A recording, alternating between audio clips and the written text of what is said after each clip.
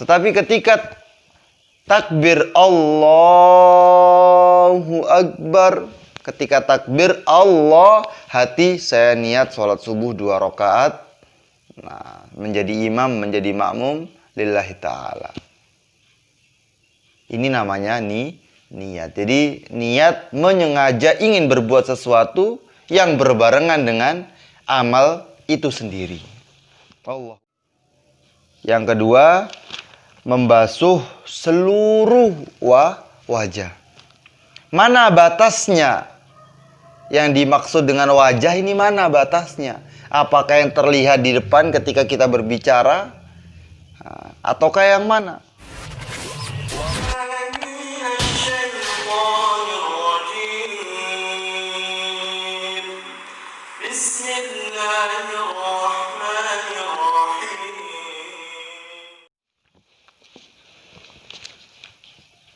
Bismillahirrahmanirrahim. Alhamdulillahirrabbilalamin. Salatu wassalamu ala asyrafil anbiya'i wal mursalin wa ala alihi wa sahbihi ajmain, amma ba'd. Kita akan lanjutkan kajian rutin kita setiap subuh. Kajian pada subuh. Masih berkenaan mengenai fardu-fardunya wudu. Kemarin kita membahas termasuk fardu-fardunya wudu. Yang pertama adalah niat. Mengapa niat dijadikan oleh salah satu rukun ataupun fardunya wudu oleh mazhab al-Imam Asy-Syafi'i? Di dalam mazhab al-Imam Asy-Syafi'i, karena innamal a'malu binniyat, segala sesuatu perbuatan amal kebaikan tidak akan sah kecuali bila disertai dengan niat. Salat tanpa niat, maka salatnya tidak sah. Puasa tanpa niat, puasanya tidak sah. Seluruh amalan kebaikan tanpa disertai niat, maka amalan tersebut tidak sah. Oleh sebab itu, niat dijadikan fardu ataupun rukun di dalam kita berwudu. Kemudian apa yang dimaksud dengan niat? Kita ngulangin sedikit mengenai niat. Niat adalah qasdu syai' muqtaronan bi fi'lihi.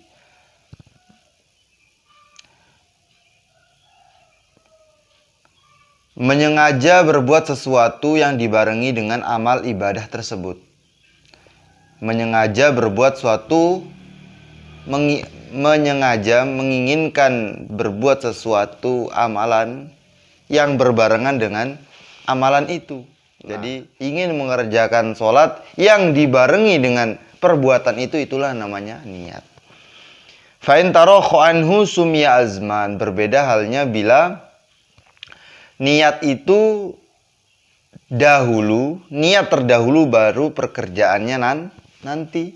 Maka itu bukan dikatakan niat, melainkan namanya adalah azam. Contoh, saya mau sholat subuh misalnya, tapi sekarang baru jam 4. Sekarang jam 4, nah sholat subuhnya nanti jam 5. Saya ingin sholat subuh. Nah ini namanya azam. Tetapi ketika takbir Allahu Akbar, ketika takbir Allah, hati saya niat sholat subuh 2 rakaat. Nah, menjadi imam, menjadi makmum lillahi ta'ala. Ini namanya niat. Jadi niat menyengaja ingin berbuat sesuatu yang berbarengan dengan amal itu sendiri. Wallahu a'lam. Kemudian adapun tempatnya niat ketika kita berwudu adalah fi ingda gusli awwali juz'in minal wajhi, ketika membasuh bagian pertama pada wajah. Ketika basuhan pertama. Nah, itulah tempatnya niat. Tidak setelah semuanya terbasuh baru niat, tidak sebelum membasuh wajah, tidak setelah membasuh wajah, tidak. Tapi ketika kita mengambil air, kita basuhkan air itu ke wajah, terserah mau wajah bagian atas, tengah, ataupun bawah. Yang penting ketika kita membasuh wajah, hati nawaitul wudu'a li rafil hadasil asghari fardhu lillahi ta'ala, ataupun dalam Indonesianya saya niat wudu untuk menghilangkan hadas kecil karena Allah Ta'ala. Itu pun sudah cukup. Jadi niat itu letaknya di hati, niat letaknya di hati, dengan bahasa apa saja kita diperbolehkan niat. Nah, adapun lisan ketika sebelum berwudu, ucapan nawaitul wudu'a ini adalah liyusa'idal lisanul qalba. Nah, dalam naskah kitab-kitab dijelaskan untuk memudahkan hati. Jadi lisan mengucapkan niat agar hati mudah menirukan. Liyusa'idal lisanul qalba. Jadi tetap mustahab, dianjurkan melafazkan niat sebelum niat yang sesungguhnya. Tapi niat yang sesungguhnya adalah di hati. Jadi ketika kita berpuasa, nawaitu shauma ghadin an adai fardhi syahri ramadhana hadhihi sanati lillahi ta'ala. Nah, biasanya setelah sholat raweh ya, imam menuntun para jamaahnya untuk niat. Nah, itu lafaznya niat, tapi hakikatnya niat adalah di dalam hati. Oleh sebab itu bila seseorang cuma melafazkan niat saja tanpa hatinya niat untuk puasa besok, ya puasa Ramadannya tidak sah. Ini yang perlu diperhatikan lagi. Jadi niat-niat itu yang sesungguhnya niat adalah yang di dalam hati, bukan yang diucapkan. Kemudian fardu wudu yang kedua adalah membasuh wajah.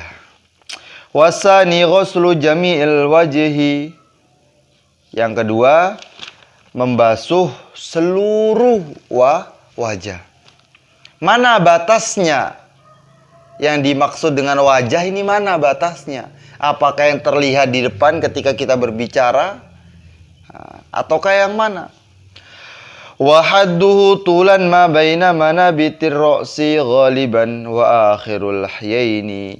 Nah, batasannya secara melebar, secara memanjang, tulan secara memanjang, anggota atau bagian di antara tempat tumbuhnya rambut, mana bitir ra'si, ai mana biti sya'rir ra'si, tempat tumbuh rambut di kepala. Nah, jadi manabit itu dalam bahasa Arab berupa bentuk jama ataupun berupa bentuk banyak, yang mana aslinya manbatun, nabata yanbutu, nabitun fahuwa nabitun wa dzaka manbutun. Kemudian tempat isim makannya yaitu manbatun, manbatani manabit, manbatani manabitun. Jadi tempat-tempat tumbuhnya rambut di kepala. Ma baina manabiti sya'rir ra'si ghaliban. Umumnya seseorang tumbuh rambut di sini ya di sini, inilah batasan wajah. Apa yang di antara anggota di antara tempat tumbuhnya rambut secara umum. Wa akhirul lahyaini, dan ujung ataupun akhir dua rahang ini akhirnya ini dari atas kemudian ke bawah. Nah, sini akhir dari dua rahang. Wahuma al-azmani alladzani yanbutu alaihim al-asnan as-sufla yajtami'u muqaddamuhuma fi dzaqani wa muakhiruhuma fil uduni. Apa yang disebut dengan lahyain atau lahyatun, yaitu dua tulang yang mana ada tempat adanya gigi di atasnya. Jadi tempat dua tulang geraham ini, dua tulang rahang yang mana di atasnya ada gigi yang tumbuh, yang mana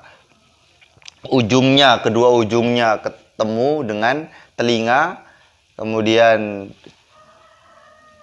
depannya, depannya ketemu di janggut atau di dagu. Nah, ini namanya batasan wajah, mulai dari tempat tumbuhnya rambut hingga dagu. Wa hadduhu ardon ma bainal uzunaini. Nah, adapun secara melebar yaitu batasan di antara dua telinga. Dua telinga. Anggota yang di antara dua telinga inilah yang dinamakan wajah. Atasnya dari atas di mana tempat tumbuh rambut. Nah, ini tempat tumbuh rambut mulai samping atas, kemudian bawahnya mulai geraham. Bawahnya mulai kedua rahang sampai kedua rahang. Adapun menyampingnya dari antara antara dua telinga. Ini batasan wajah. Wa idza kana 'alal wajhi sya'run khafifun aw saqifun wajaba isolul ma'i ilaihi ma'al basharati allati tahta. Nah, bila seseorang memiliki bulu-bulu di wajahnya ataupun rambut di wajahnya, baik tebal maupun tipisnya rambut di wajahnya, ini mengecualikan jenggot. Mengecualikan jenggot. Ini rambut, misalnya rambut selising. Ini rambut yang ada di depan, rambut yang ada di depan telinga ataupun alis, kumis, bulu mata. Biasanya ada orang brewok di sini. Nah, ini adalah rambut-rambut yang ada di wajah. Maka wajib isolul ma'i ilaihi ma'al basyarati allati tahta, maka wajib menyampaikan air ke seluruh bulu-bulu yang ada di wajahnya, disertai sehingga sampai ke dalam kulit yang ada. Jadi sampai ke dalam kulit wajah. Jadi bila seseorang memiliki bulu ataupun rambut yang ada di wajahnya, maka dia wajib mengenai seluruh bulu-bulu tersebut, dibasuh dengan air sehingga sampai ke kulit.